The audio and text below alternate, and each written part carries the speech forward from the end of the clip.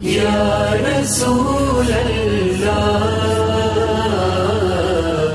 یا حبیب اللہ.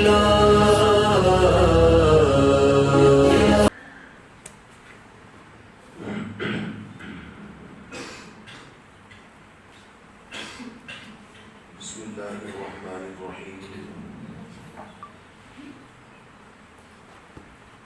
الحمد للہ رب العالمین والصلاة والسلام علی اشرف الانبیاء والمرسلین وعلی آلہ وصحبہ اجمعین.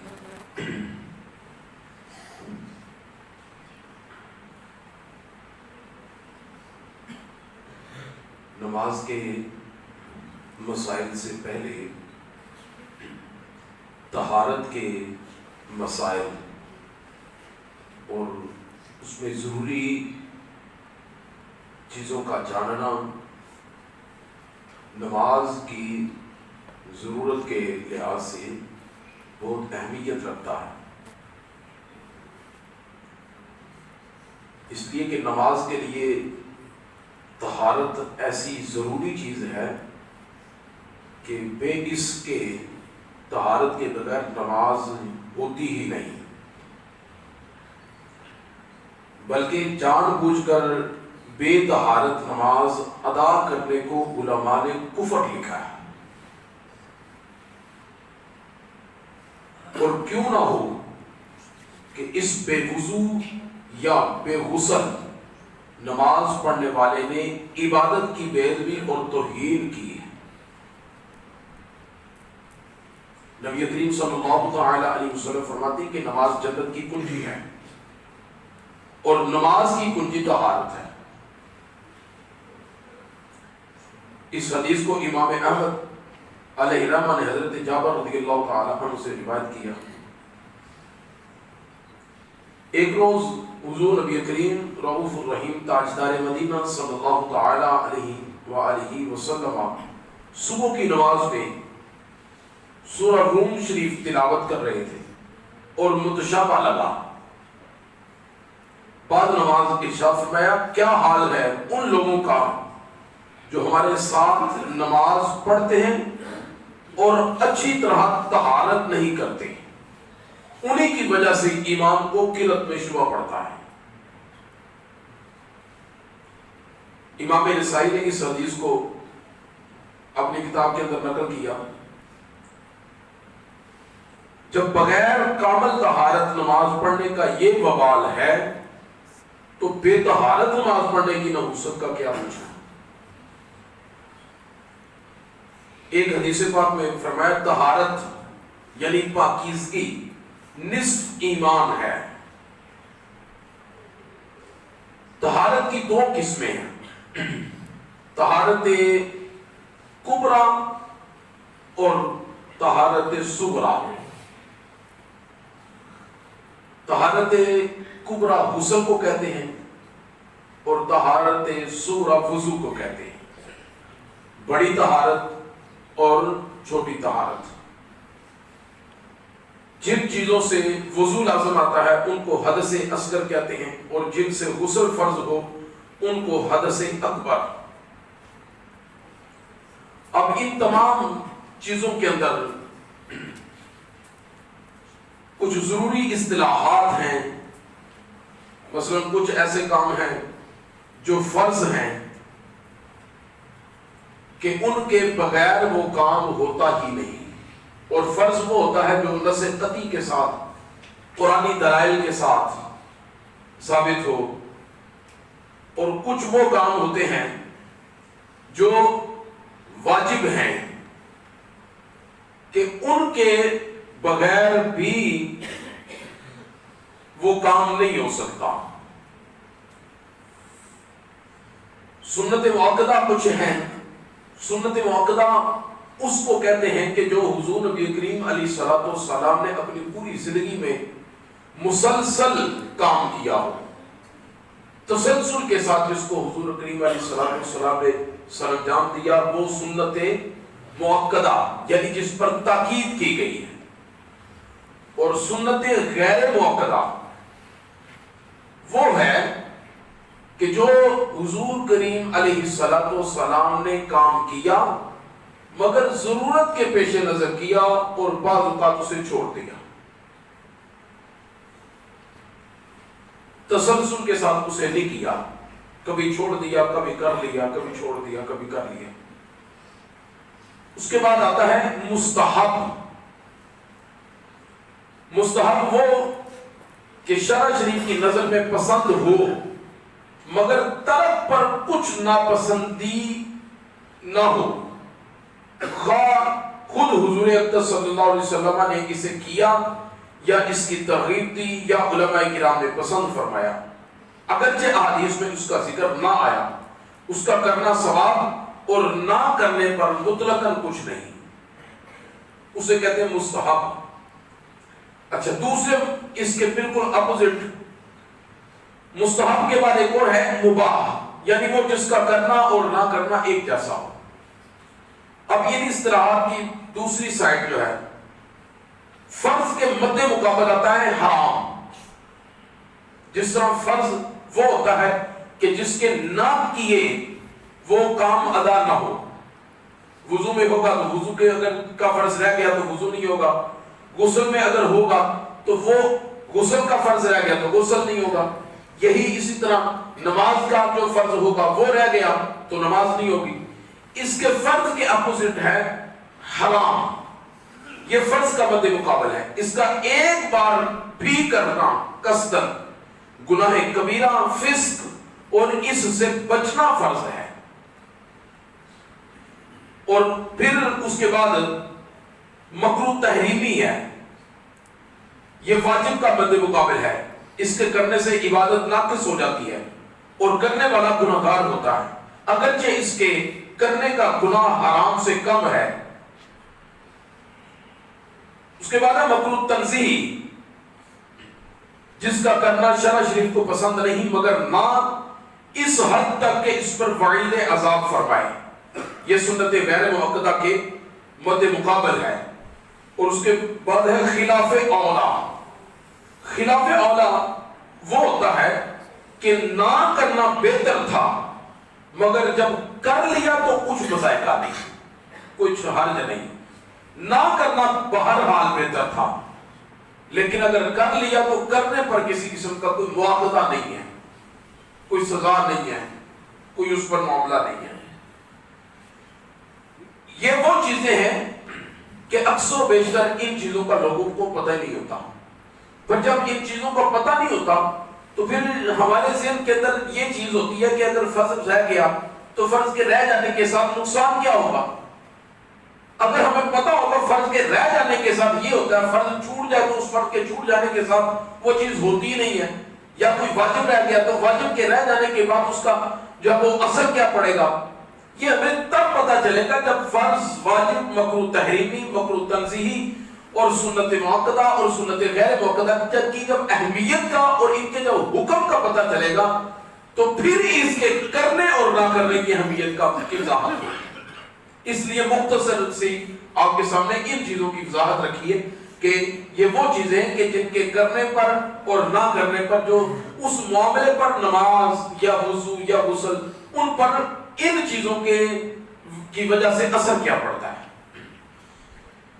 وضو سے ہم شروع کرتے ہیں کہ قرآن مجید میں اللہ تعالیٰ نے ارشاد فرمایا یا ایھا الذین آمنوا، اے ایمان والو، اذا قمتم الی الصلاۃ، جب تم نماز کے لیے کھڑے ہو، فاغسلوا وجوہکم، تو اپنے چہرے دھوو، وایدیکم الی المرافق، اور اپنے ہاتھوں کو اپنی کونیوں سمیت دھوو، وامسحوا برؤوسکم، اور اپنے سروں کا مسح کرو، وارجلکم الی الکعبین، اور اپنے پاؤں اپنے ٹخنوں سمیت دھوو۔ اس آیت مقدسہ میں قرآن مجید میں اللہ تعالیٰ نے 4 چیزوں کا حکم دیا ہے، اور فرض کیا ہوتا ہے؟ فرض وہ ہوتا ہے جو قرآن سے یا حدیث رسول صلی اللہ علیہ وسلم سے اپنے روایت سے تواتر کے ساتھ جو چیز ثابت ہو اسے فرض کہتے ہیں۔ اور اس سے تھوڑا سا نچلے درجے پر واجب ہے. تو وضو کے اندر 4 چیزیں فرض ہیں کہ جن کے بغیر بالکل وضو ہوتا ہی نہیں ہے. 4 چیزیں ہیں. ہم میں سے ہر کسی کو ان 4 چیزوں کا بالکل واضح طور پر علم ہونا چاہیے کہ وضو کے اندر سب سے پہلا فرض کیا ہے. پہلا فرض ہے چہرہ دھونا. وضو کا سب سے پہلا فرض کیا ہے؟ چہرہ دھونا. وضو کا دوسرا فرض ہے کونیوں سمیت اپنے ہاتھ دھونا. ہاتھ کی جو تعریف ہے نا شریعت کے اندر، یہ ہمارا بازو یہاں سے شروع ہوتا ہے آگے، یہ کونی کے بعد کونی تک یہ سارا ہاتھ ہے. شریعت میں آپ جہاں بھی قرآن و سنت کے اندر ہاتھ کا لفظ پڑھیں گے تو وہ ہاتھ فقط یا کلائی تک ہاتھ نہیں ہے. ہاتھ کا جو ہے وہ شریعت کے اندر یہ پورا ہاتھ ہے. آپ نے پڑھا ہوگا کہ حضرت آدم علیہ السلام کا اتنے ہاتھ قد ہے، تو وہ اتنے ہاتھ جو قد ہے وہ کلائی تک ہاتھ مراد نہیں ہے بلکہ وہ کونی تک ہاتھ مراد ہے. تو قرآن پاک میں اللہ تعالیٰ نے یہ فرمایا وَأَيْدِيَكُمْ إِلَى الْمَرَافِقِ، اپنے ہاتھوں کو دھو. کہاں تک؟ کونیوں سمیت. یہ جو کونی ہے، ہڈی جو ہے، یہ اس میں شامل ہے. اگر یہ بھی رہ گئی یا اس کی چاروں طرف سے کوئی ایک چیز بھی رہ گئی تو وضو نہیں ہوگا. وضو نہیں ہوگا تو نماز جتنی مرضی آپ خشوع و خضوع سے پڑھیں، جتنی مرضی جب وہ نہایت اس میں جو مرضی آپ اثر ڈالیں، مگر جب وضو نہیں ہوگا تو نماز نہیں ہوگی. وَامْسَحُوا بِرُؤُوسِكُمْ، اور اپنے سروں کا مسح کرو. احناف کے نزدیک، حضرت سیدنا امام اعظم ابو حنیفہ رضی اللہ تعالیٰ عنہ کے نزدیک چوتھائی سر کا مسح فرض ہے. چوتھائی سر کا مسح فرض ہے. وَأَرْجُلَكُمْ إِلَى الْكَعْبَيْنِ، اور اپنے پاؤں ٹخنوں سمیت دھو. اپنے پاؤں ٹخنوں سمیت دھو. اب ان چاروں پر 2-3 منٹ ذرا سماعت فرما لیں. پہلا فرض ہے چہرے کا دھونا. انسان، ہمارا چہرہ کہاں تک ہے؟ یہ جہاں سے بال پیدا ہونا شروع ہوتے ہیں، یہ حصہ چہرے کا یہاں سے آغاز ہوتا ہے اور یہ ٹھوڑی کے نچلے حصے تک. گردن اس میں شامل نہیں ہے. گردن شامل نہیں ہے. یہ جو نیچے ایک ہماری ہڈی جو ہے، اس سے پہلے تک یہ چہرہ ہے. ادھر سے کان کی ایک لو سے، یہ جو کان کی لو ہے، یہ یہاں سے یہاں تک یہ سارے کا سارا چہرہ ہے. اس چہرے کے اندر کوئی ایک مسام بھی ایسا رہ گیا کہ جو وضو کے اندر خشک رہ گیا، جس پر پانی نہ بہا، وضو نہیں ہوگا. اس کے بعد دوسرا ہے ہاتھوں کو کونیوں سمیت دھونا. تو یہ ہڈی سمیت پورے ہاتھ، انگلیوں کا خیال کر کے یہ پورا ہاتھ جو ہے، ان کا دھونا فرض ہے. اب ہمارے ناخن بڑھ جاتے ہیں، ناخن بڑھ جاتے ہیں، اور کئی ایک ایسے ہوتے ہیں جو ناخنوں کے اندر اس قدر میل جمی ہوتی ہے کہ وضو سے پہلے بھی اس میں میل ہوتی ہے اور وضو کرنے کے بعد بھی اس میں وہ میل جمی رہتی ہے. جب وہ میل جمی رہتی ہے تو چونکہ یہ ایک حصہ جو ہے وہ وضو کے فرائض میں داخل ہے، تو وہ میل اپنی جگہ برقرار رہی اور اس کی وجہ سے پانی اگر جلد تک نہیں پہنچ سکا، نہ وضو ہوگا تو نہ غسل ہوگا. بندہ ویسے کا ویسے ناپاک رہے گا. اس کے بعد تیسرا فرض ہے مسح کرنا. مسح چوتھائی سر کا مسح فرض ہے.